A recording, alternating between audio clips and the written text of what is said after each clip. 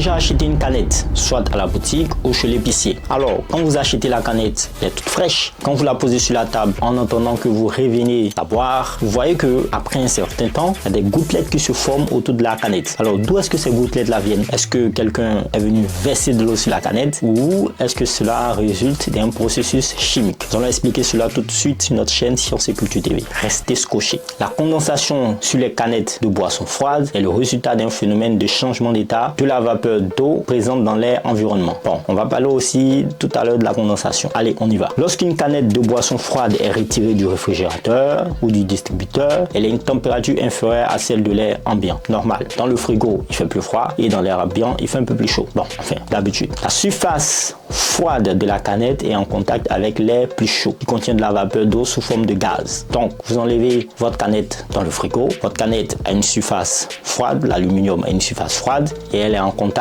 avec l'air qui est chaud. Donc, l'air qui est chaud contient en fait des vapeurs d'eau. Et bien, ces vapeurs d'eau vont venir se condenser sur votre canette. C'est quoi la condensation? C'est un processus de changement d'état de la matière. C'est le fait pour une matière de passer de l'état gazeux à l'état liquide. Donc, l'eau qui est sous forme gazeuse dans l'air va venir se condenser autour de votre canette pour devenir du liquide. Allez, on continue. Lorsque l'air chaud entre en contact avec la surface froide de la canette, il se refroidit rapidement. Bon, normalement, lorsque l'air refroidi atteint son point de rosée, la vapeur d'eau qu'il contient se condense en petites gouttelettes d'eau. Le point de rosée est la température à laquelle l'air devient saturé en humidité et ne peut plus retenir toute sa vapeur d'eau. Bon, ça fait un peu de choses qu'on apprend. Point de rosée et le point d'ébullition aussi. Bon, pour le moment, c'est le point de rosée. Les gouttelettes d'eau résultantes forment la condensation à l'extérieur de la canette. Cela crée la couche d'humidité que l'on observe souvent sur la surface des canettes de boissons froides. En résumé, qu'est-ce qu'on peut retenir? La condensation sur une canette de boisson froide se produit lorsque l'air chaud et humide entre en contact avec la surface froide de la canette, provoquant ainsi la condensation de la vapeur d'eau en gouttelettes